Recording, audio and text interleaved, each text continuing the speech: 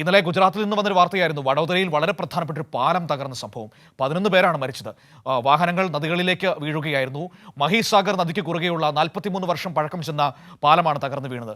ഈ ഗുജറാത്ത്, ഒപ്പം തന്നെ മോർബിയിൽ കുറച്ച് നാളുകൾക്ക് മുൻപ് ഒരു പാലം തകർന്ന് നിങ്ങളുടെ ഓർമ്മയിലുണ്ടാകും. നിരവധി ആളുകൾ അന്ന് മരണപ്പെട്ടത്. ഒരു നടപടിയും ആ സംഭവത്തിൽ ഉണ്ടായിട്ടില്ല. അന്ന് വലിയ ആക്ഷേപങ്ങൾ ഗുജറാത്ത് സർക്കാരിനെതിരെ ഉയർന്നിരുന്നു. ആരും ഒന്നും പിന്നീട് പറഞ്ഞു കേട്ടില്ല. ഇപ്പോഴിതാ വീണ്ടും മറ്റൊരു പ്രധാനപ്പെട്ട പാലം, ഗംഭീരം പാലം എന്നൊരു പേര് കൂടി ഈ പാലത്തിനുണ്ടായെന്നാണ് ഞാൻ കേട്ടത്. അപ്പോൾ ആ പാലവും തകർന്നിരിക്കുകയാണ്. ഒരു നടപടിയും ഒന്നും ഉണ്ടാകുന്നില്ല എന്ന് തന്നെയാണ്. വെറുതെ ഒരു അന്വേഷണം പതിപോലെ പ്രഖ്യാപിച്ചിട്ടുണ്ട്. ഈ പാലം അപകടസ്ഥിതിയിലായിരുന്നു എന്ന മുന്നറിയിപ്പുണ്ടായിരുന്നു. പക്ഷേ എന്നിട്ടും അവിടെ ഗതാഗതം അനുവദിച്ചിരുന്നു. അതെന്തുകൊണ്ട് ചെയ്തു എന്ന വലിയ ആക്ഷേപം അവിടെ സർക്കാർ സംവിധാനങ്ങൾക്ക് നേരെ ഉയരുകയും ചെയ്യുന്നുണ്ട്. വിവരങ്ങളുമായി സ്വാതി തന്നെയാണ് നമ്മളോടൊപ്പം ചേരുന്നത്. സ്വാതി, ഗുജറാത്തിലെ മറ്റൊരു മോഡൽ തകർന്നു വീണതിൻ്റെ വാർത്തയാണ് ഇപ്പോൾ നമ്മൾ സംസാരിക്കാൻ വേണ്ടി പോകുന്നത്. മോർബിയിലുണ്ടായ പാലം അപകടം നമ്മുടെ മുൻപിലുണ്ട്. നിരവധി ആളുകൾ മരണപ്പെട്ടത്. ഇപ്പോഴിതാ മഹിസാഗർ നദിക്ക് കുറുകെയുള്ള പാലവും തകർന്നു വീണ് 11 പേർ മരിച്ചിരിക്കുകയാണ്. അപകടങ്ങൾ തുടർക്കഥയാകുമ്പോഴും അനാസ്ഥകൾ അതേപടി ആവർത്തിക്കുന്നു ഗുജറാത്തിൽ. ഇതാണോ ഈ കൊട്ടിഘോഷിക്കുന്ന ഗുജറാത്ത് മോഡൽ?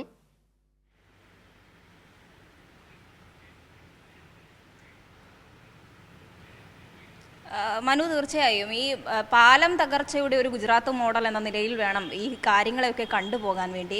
കാരണം കഴിഞ്ഞ കുറേ നാളുകളായി പാലം തകർച്ച സ്ഥിരമായിക്കൊണ്ടിരിക്കുകയാണ് ഗുജറാത്തിൽ. ഈ വഡോദരയും ആനന്ദ് ജില്ലയും തമ്മിൽ ബന്ധിപ്പിക്കുന്ന 43 വർഷം പഴക്കമുള്ളൊരു പാലമാണ് ഇപ്പോൾ കഴിഞ്ഞ ദിവസം തകർന്നിട്ടുള്ളത്. ആ തകരുന്ന സമയത്ത്, അല്ലെങ്കിൽ അതിനു മുന്നേ തന്നെ അധികൃതരും അതോടൊപ്പം അവിടുത്തെ പ്രദേശവാസികൾ ഇത് സംബന്ധിച്ച വലിയ ആശങ്ക ഉയർത്തിയിരുന്നു. ഈ അറ്റകുറ്റപ്പണികൾ സംബന്ധിച്ച വലിയ ആശങ്ക ഉയർത്തുന്ന സാഹചര്യമുണ്ടായി. അതിനുശേഷവും എന്തുകൊണ്ടാണ് ആ പാലത്തിലൂടെ ഗതാഗതം അനുവദിച്ചത് എന്നുള്ളതാണ് സർക്കാരിനെതിരെ ഉയരുന്ന ചോദ്യങ്ങൾ.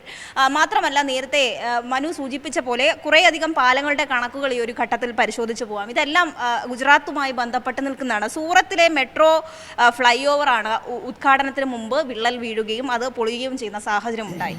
പിന്നെ ഹൽവാദ് പാലം മോർബി നിർമ്മിച്ചൊരു വർഷത്തിന് ശേഷം തന്നെ 2024 ഓഗസ്റ്റ് 26-നാണ് ആ പാലം നിർമ്മിച്ചത്. അത് കനത്ത മഴയിൽ തകരുകയായിരുന്നു. ഈ മോർബി തൂക്കുപാലം തന്നെ 2022 ഒക്ടോബർ 30-നാണ് അറ്റകുറ്റപ്പണികളൊക്കെയും പൂർത്തീകരിച്ചുകൊണ്ട് തുറന്നത്. അവിടെ ഉണ്ടായ അപകടത്തിൽ 141ഓളം പേരാണ് മരണപ്പെട്ടത്. അത് ചെറിയൊരു കണക്കല്ല. മച്ചു നദിക്ക് മുകളിൽ ബ്രിട്ടീഷ് കാലഘട്ടത്തിൽ ഒരു 125 പേർക്കായി രൂപകൽപ്പന ചെയ്ത പാലത്തിലാണ് ഈ അപകട സമയം 500-ലധികം പേരാണ് ഉണ്ടായിരുന്നത്. 141ഓളം പേരാണ് കൊല്ലപ്പെട്ടത്. ഈ ഹട്കേശ്വർ പാലം, അത് അഹമ്മദാബാദിലാണ്. 100 വർഷം നിലനിൽക്കുമെന്ന് പറഞ്ഞിട്ടാണ് 2017 ഒരു 40 കോടി മുടക്കിക്കൊണ്ട് ഇത്തരത്തിലൊരു പാലം നിർമ്മിച്ചത്. മുന്താംപുര പാലം അഹമ്മദാബാദിൽ 2021-ലാണ് നിർമ്മിച്ചത്. അതും തകർന്നു വീണിട്ടുണ്ട്. ഘാരി നദി പാലം കോടികൾ ചെലവഴിച്ച് നിർമ്മിച്ച പാലമാണ്. മെഹ്സാന ബൈപ്പാസിലെ ഒരു ഘാരി നദിക്ക് കുറുകെയാണ് ഈ പാലം നിർമ്മിച്ചിട്ടുള്ളത്. അത്തരത്തിൽ പാലങ്ങളുടെ കണക്ക് പരിശോധിക്കുകയാണ്. നിരവധിയായിട്ടുള്ള പാലമാണ് ഈ BJP സർക്കാർ വന്നതിന് ശേഷം. വർഷങ്ങളായി ഗുജറാത്തിൽ BJP ആണല്ലോ ഭരിക്കുന്നത്.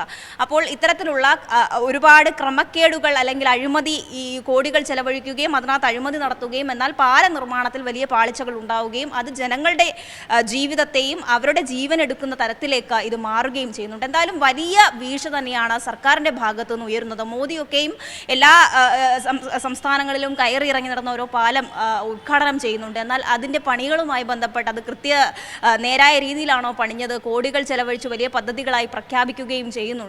എന്തായാലും ഈ വഡോദരയിൽ ഉണ്ടായ ഏറ്റവും ഒടുവിലത്തെ സംഭവം എന്ന് പറയുന്നതും വലിയ ആശങ്ക ഉയർത്തിയിട്ടുണ്ട്. ഇപ്പോൾ മരണസംഖ്യ 11 ഉയർന്നു എന്ന് തന്നെയാണ് മനസ്സിലാക്കുന്നത്. 6ഓളം വാഹനങ്ങൾ ഈ നദിയിലേക്ക് വീണു എന്നുള്ള വിവരമാണ് പോലീസ് കൈമാറിയിട്ടുള്ളത്. ഇപ്പോഴും രക്ഷാപ്രവർത്തനം പുരോഗമിക്കുകയാണ്.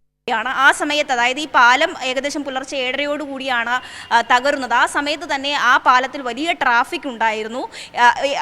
6ഓളം വാഹനങ്ങൾ വീണു എന്ന് പറയുമ്പോൾ ഇനി എത്ര പേരാണ് കുടുങ്ങിക്കിടക്കുന്നത് എന്നുള്ള കാര്യത്തിലൊക്കെയും വലിയ ആശങ്കയുണ്ട്. എന്നാലും ഇപ്പോൾ ഒരു അന്വേഷണം എന്ന നിലയിലൊക്കെയും പ്രഖ്യാപിച്ചിട്ടുണ്ട്. അത് എത്രത്തോളം ഫലപ്രാപ്തിയിലേക്ക് എത്തുമെന്നറിയില്ല. എന്തായാലും ജനങ്ങളുടെ ജീവൻ വെച്ചുള്ള കളിയാണ് കാലങ്ങളായി ഗുജറാത്ത് സർക്കാരും BJP സർക്കാരും ഈ പാലം പണിയലിലൂടെയൊക്കെയും നടത്തുന്നത്. മനു.